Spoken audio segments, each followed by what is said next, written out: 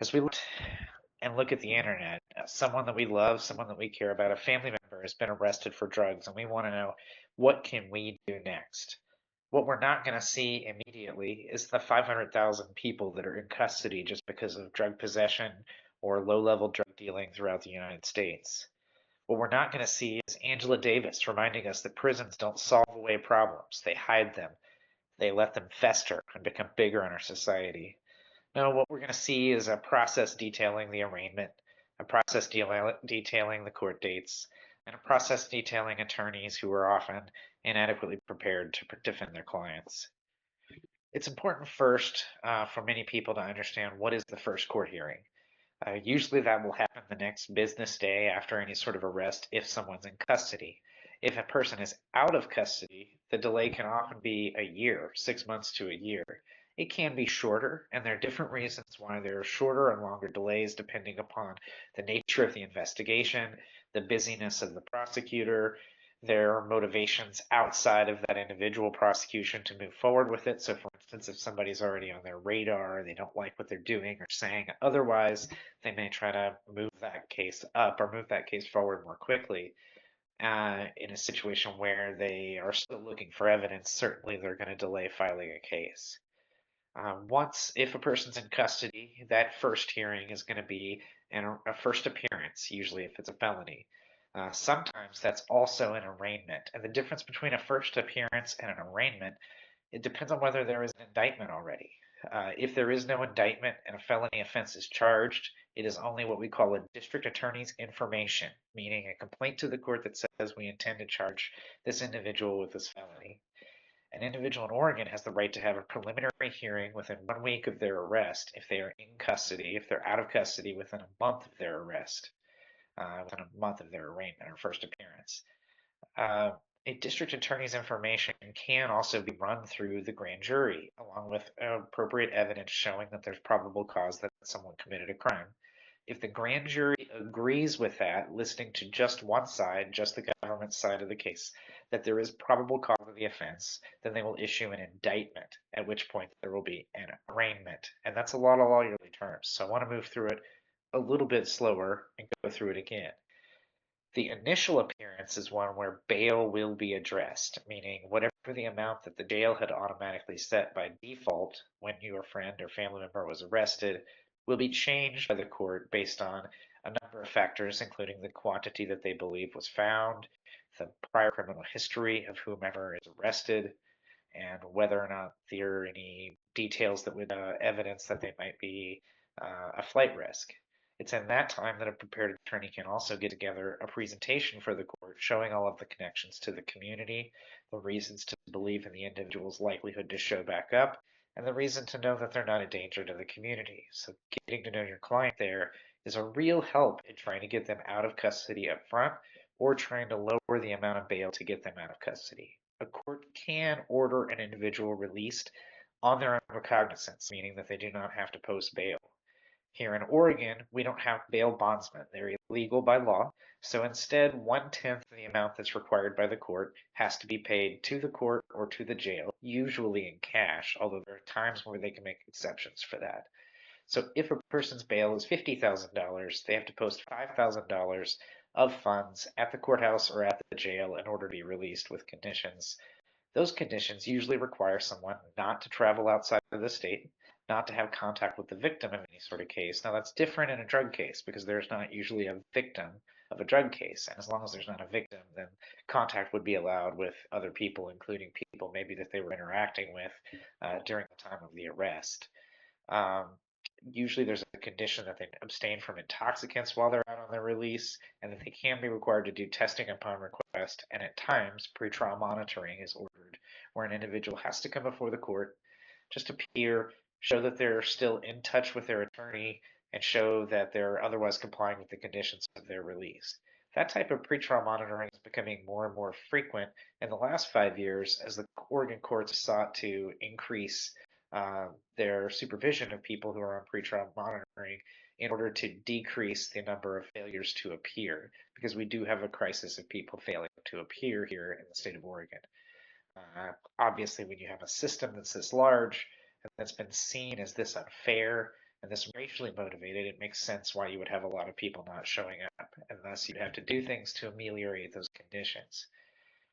Now, in Oregon, we have seen a turn towards non-criminalization or decriminalization of all of the drug offenses, at least on the possessory level, but now we have seen a rollback of that with a stated preference for diversions. In other words, with a stated preference to allow people to go through a medical intervention and thus avoid the consequences of legal prosecution. For low-level possessory drug offenses, that's complete in its entirety. In other words, it expunges the nature of the arrest on the offense, results in a dismissal, etc.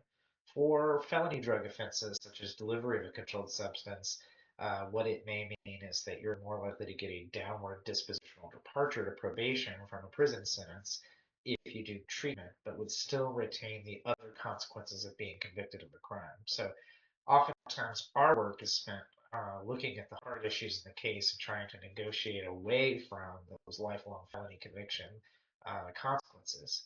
The Oregon legislature has helped out a little bit. They have made it so that Class B felonies are now expungible after 10 years, I believe it is, a certain length of time. And they've made it so that more felonies are reducible to misdemeanors as well, with the stated effort of trying to get people off of the rolls of drug convictions. At the same time, every day here in Jackson County, Josephine County, Klamath County, you'll see cases with controlled substances as minor as marijuana still being charged as felony offenses throughout those jurisdictions. So drug prosecutions are here and drug prosecutions continue. So you've got to get ready for a first appearance. It's time to do a consultation with an attorney. What are some things that you want to know? Well, there's so many different ways that a drug prosecution can be mitigated or defended. You certainly want to ask questions about your Fourth Amendment rights or your Article 1, Section 9 rights, is what Oregon attorneys call it. Article 1, Section 9 is basically the Fourth Amendment of the Oregon Constitution. And just to refresh you guys' memory, the Fourth Amendment is one that says you're free from unreasonable search and seizure, meaning without a warrant, a search is per se unreasonable. And there has to be basically an emergent circumstance that requires police to search you without a warrant. Now, one thing that can screw that up is consent, although consent is often gained in a coercive fashion. So that's something that we also look to litigate. So you want an attorney that's well versed in the Fourth Amendment. You want an attorney that's well versed in motions to suppress. You want to ask questions about whether they've filed motions to suppress before, what their success rate has been, and what kind of changes they see in the cases that they litigate when they file motions to suppress.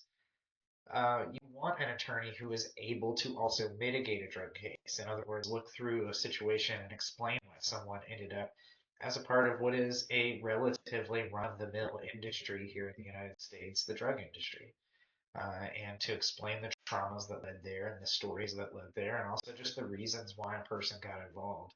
To be able to look through treatment options, to be able to understand psychiatric problems and psychology, to be able to look into and ascertain what kind of counseling would be best for a person. So you want an attorney that can fight, and you want an attorney that can understand. You want an attorney that can tell a compelling story, because ultimately your story is truly what validates your decisions, right?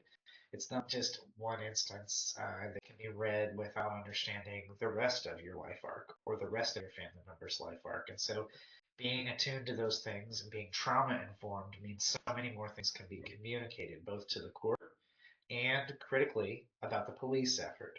So you want someone who has that gentle hand as well and who's able to understand a little bit more of your story, who has some patience and is willing to listen, because it's only through listening that they're truly going to be able to defend you. So those are things that you're looking for in a consultation. Obviously, you want to know about success rates, experience, training, where they train, how they train, who they train with, whether they've spoken on those topics, and how they're recognized, and how they learn, for instance, about new changes in the law. Those are things that are critical and important to ask in a consultation. You're also going to want to ask questions like what happens next? You're going to want to hear about the local process, the average timeline. Here in Jackson County, the average timeline of a drug case is 6 months to a year. In other counties, it can be shorter or it can be radically longer, just depending upon docket size, the way the judges like to work, the district attorney, and discovery. And that's something that you're going to want to look at. Frankly, discovery is just a lawyer word for the police reports and the recordings, any lab samples, any evidence in possession of the state you're required to be given. And then you and your attorney should be looking at that with a critical eye, hopefully together, and starting to see what parts of the case don't make sense. What part of this case was built on the presumptions that the war on drugs was built on? Those classist, racist, misogynistic presumptions. And how do we show that along with a deeper story and a deeper understanding of you in order to maximize your defense and in order to greatly reduce your exposure to the mass incarceration machine? So those are big questions that people have after drug arrest. They want to know, do they have the right to have things tested? Do they have a tap on my phone? Usually that answer is no, but not always. I certainly have defended a few people who did have a tap on their phone.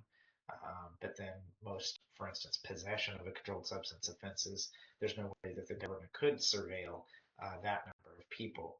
So it's more circumstantial, usually involves a federal investigation. And we'll come back another time and talk about federal cases in the state of Oregon, but safe to say, if it's a federal investigation, it is more likely that there are trackers being used or that there is a wiretap ongoing. So you should use your electronic communication very warily in times when you've been suspected of being involved in a drug offense or someone who's very close to you, a spouse or a child that has been suspected, because there is some chance that your communications are being monitored. You do have a right to have the sample tested. There used to be this jailhouse myth that if you had it tested 3 times, maybe it would all go away and they wouldn't be able to test it enough times. That's not true.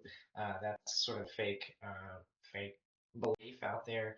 You do have the right to have a lab test and then to have it sort of certified or reviewed by your own expert. And all of those things are part of the defense process. And certainly today, in the day of sort of designer drugs and drugs that are mixed with one another and drugs that portend to be one thing but are actually another, those issues come up more often in the defense of a person than less.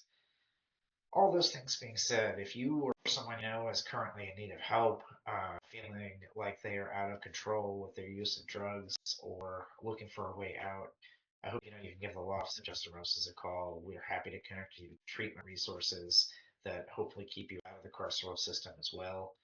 And there are people here for you. You're not stuck. You're not alone.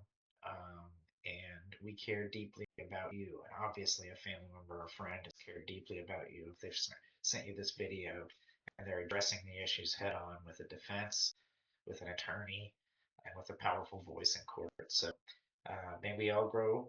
May we all grow brighter. May we all grow deep and even learn the hard lessons in life.